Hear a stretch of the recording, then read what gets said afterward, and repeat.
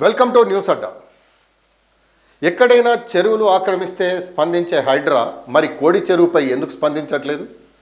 కోడి చెరువు భూముల అంశం ప్రస్తుతం ప్రజల్లో, రాజకీయ వర్గాల్లో తీవ్ర చర్చకు దారితీస్తుంది. ఈ వ్యవహారంలో జనసేన అధ్యక్షుడిపై ఆక్రమణ ఆరోపణలు వినిపిస్తుండగా, మరోవైపు అవి నిరాధార ఆరోపణలేనని ఆయన వర్గం చెబుతుంది.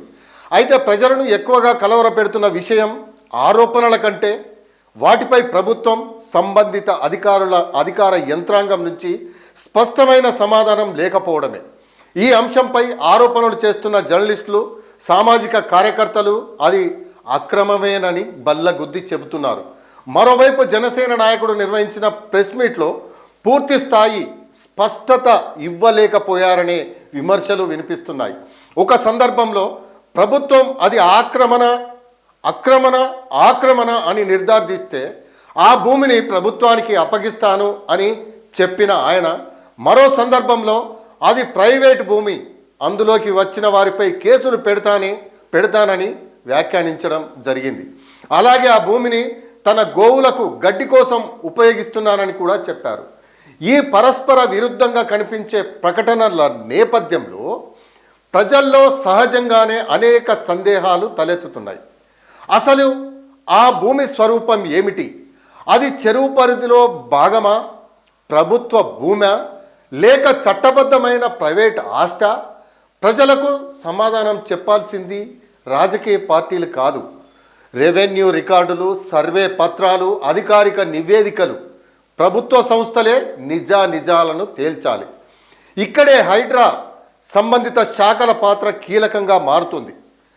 ఇతర భూ వివాదాలు, చెరువు ఆక్రమణలు, ప్రభుత్వ భూముల అంశాల్లో వేగంగా స్పందించిన అధికారులు ఈ విషయంలో మాత్రం ఎందుకు మౌనం పాటిస్తున్నారనే ప్రశ్న అన్ని వర్గాల నుంచి వస్తుంది.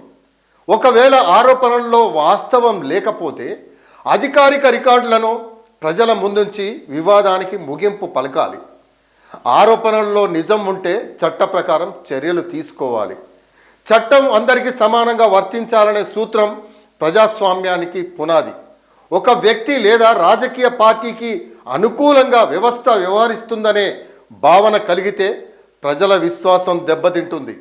కోడి చెరువు వ్యవహారంలో ప్రభుత్వం, ముఖ్యంగా హైడ్రా వెంటనే స్పష్టత ఇవ్వాల్సిన అవసరం ఉంది.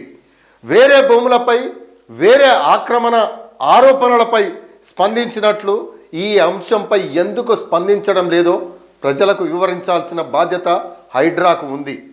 ఈ అంశం ఇంకా తేలకముందే హైడ్రా ఇతర భూములపై చర్యలు తీసుకుంటూ ఉండటం గురించి ప్రశ్నలు, అంటే ప్రజలైతే అసలు దీని గురించి పట్టించుకోకుండా ఇది ఆరోపణలు వచ్చిన నేపథ్యంలో వాటిపై, అంటే మిగతా వాటిపై ఎందుకు మీరు అమలు చేస్తున్నారు, దీనిపై ఎందుకు అమలు చేయట్లేదు అని చెప్పేసి